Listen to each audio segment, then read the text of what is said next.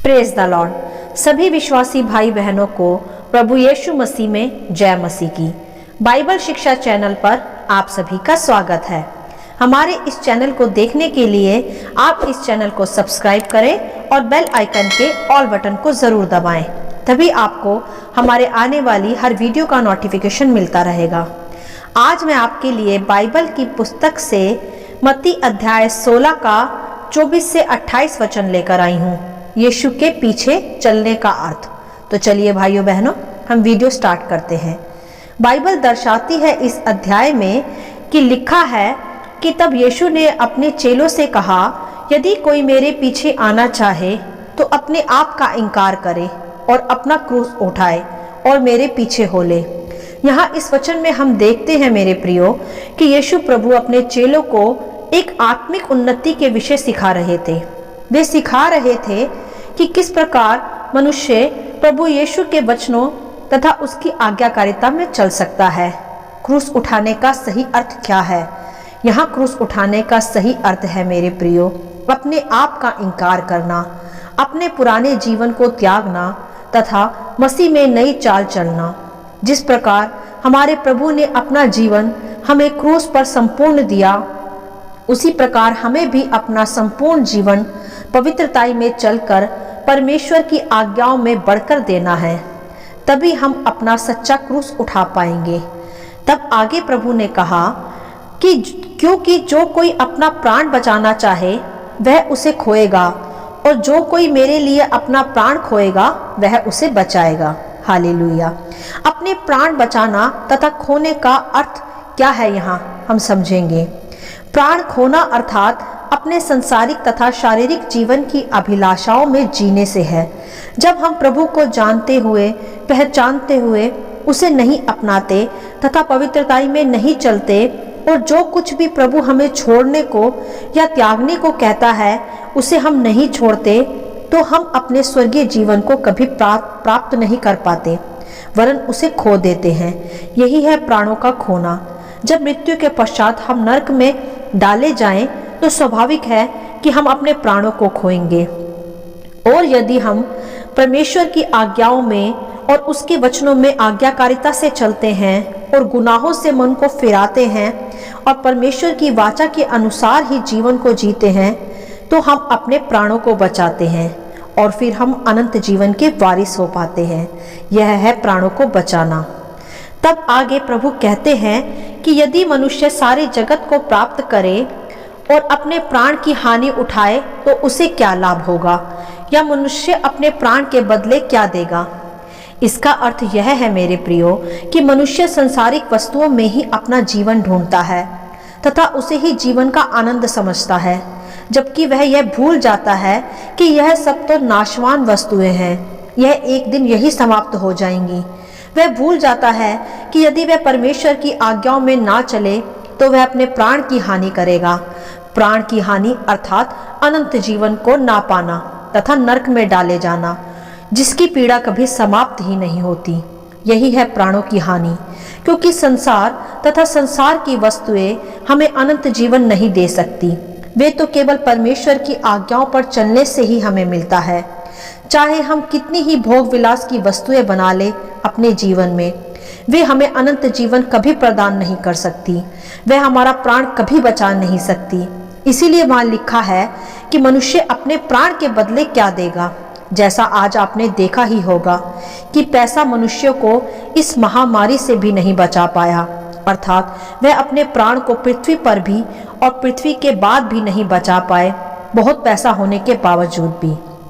बिल्कुल इसी प्रकार तब आगे प्रभु कहते हैं कि मनुष्य का पुत्र अपने स्वर्गदूतों के साथ अपने पिता की महिमा में आएगा, और उस समय वह हर एक को उसके कामों के अनुसार प्रतिफल देगा। यह सत्य है मेरे प्रियो।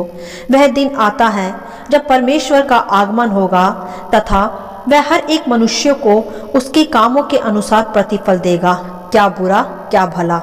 जिसने भी जिस प्रकार कार्य किए होंगे उन्हें उसी प्रकार का प्रतिफल मिलेगा। इसीलिए मेरे प्रियो, हमें परमेश्वर की आज्ञाकारिता में चलते हुए एक पवित्र जीवन जीना चाहिए, जिससे हम अपने प्राणों को फिर नरक में नाश होने से बचा पाएं और जब हम परमेश्वर के सिंहासन के सामने आए तो वह हमें अपनी प्रिय संतान करके पुकार सके, ना कि हम नर्क के भोगी हों। तब आगे प्रभु यीशु ने कहा कि मैं तुम्हें सच सच कहता हूँ कि जो यहाँ खड़े हैं उनमें से कुछ ऐसे हैं कि वे जब तक मनुष्य के पुत्र को उसके राज्य में आते हुए ना देख लेंगे तब तक मृत्यु का स्वाद कभी ना चखेंगे। अर्थात वह आज्ञाकारिता में चलने वाले मनुष्य के विषय कह रहे हैं कि वह कभी नरक की मृत्यु को ना चखेंगे, क्योंकि यह स्पष्ट है कि जो प्रभु यीशु के राज्य को देखेंगे वे ही परमेश्वर की पवित्र प्रजा होंगे तथा वह नरक की मृत्यु को नहीं चखेंगे, क्योंकि जो आज्ञाकारिता में है ही नहीं वे कैसे फिर परमेश्वर के राज्य को अर्थात उसकी महिमा को देख पाएंगे, क्योंकि उन्होंने तो अपने मनों को कठोर किया हुआ है और कोई भी कठोर मनुष्य परमेश्वर के राज्य में प्रवेश नहीं कर पाएगा। तो मेरे प्रियो, इन वचनों से हम क्या सीखते हैं कि किस प्रकार हमें यीशु के पीछे चलना है और उसके पीछे चलने का सही अर्थ क्या है। उसके पीछे चलने का सही अर्थ यही है कि उसके वचनों में तथा आज्ञाकारिता में चलना, और उसके लिए हमें अपनी संसारिक बुराइयों से पापों से मन फिराना होगा। यही है अपना क्रूस उठाकर यीशु के पीछे चलना, क्योंकि परमेश्वर हमसे कोई वस्तु नहीं मांगते। वह तो चाहते हैं कि हम संसारिक पापों से अपना मन फिराएं, बुराइयों से बचें तथा एक शुद्ध और पाप रहित जीवन जिए, जिससे हम फिर अपने प्राणों को नरक में जाने से बचा सकें तथा एक आत्मिक उन्नति से भरा हुआ पवित्र जीवन जी पाएं तथा अनंत जीवन में भी प्रवेश कर पाएं और अपने प्राणों की रक्षा करें। मेरे प्रियो, परमेश्वर दयालु है, करुणा निधान है, वह हमसे प्रेम करता है। वह नहीं चाहता कि हम नाश हों और अनाज्ञाकारिता में जीवन जिएं। वह तो चाहता है कि हम पापों से, बुराइयों से मन फिराकर पाप रहित जीवन जिएं तथा आत्मा में निरंतर प्रार्थना में बने रहें और परमेश्वर के पवित्र वचनों को अपने हृदयों में प्रथम स्थान दें तथा आज्ञाकारिता में अपना जीवन बिताएं, जिससे शैतान को अवसर ही ना मिले हमारे जीवनों को फिर नाश करने का। यदि हम संसारिक बुराइयों में अपना जीवन बिताते हैं या अपने मनों को कठोर कर लेते हैं तो हम अपने इसी चाल चलन के कारण फिर शैतान को अवसर देते हैं कि वह हमारे जीवनों पर फिर नियंत्रण रखे और हम फिर धीरे धीरे शैतान के गुलाम बनते जाते हैं। फिर हम इसी कारणवश अपने प्राणों की हानि उठाते हैं, अर्थात स्वर्ग के अनंत जीवन को प्राप्त नहीं कर पाते। परंतु यदि हम अपने आप का इनकार करते हुए, अपनी बुराइयों से, पापों से मनों को फिराते हुए और परमेश्वर की आज्ञाओं में चलते हुए एक पवित्र जीवन जीते हैं तो हम अपने प्राणों की रक्षा कर पाते हैं। यही है एक सच्चे मसीह का अपना क्रूस उठाना तथा यीशु के पीछे चलने का सही अर्थ।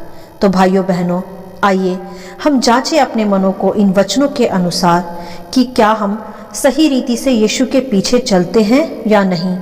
और यदि ऐसा नहीं है तो आज ही से हमें इन वचनों के अनुसार चलने की आवश्यकता है, जिससे हम अपने प्राणों को नरक की भयानक आग से बचा पाएं तथा एक सिद्ध और फलवंत मसीह बन पाएं।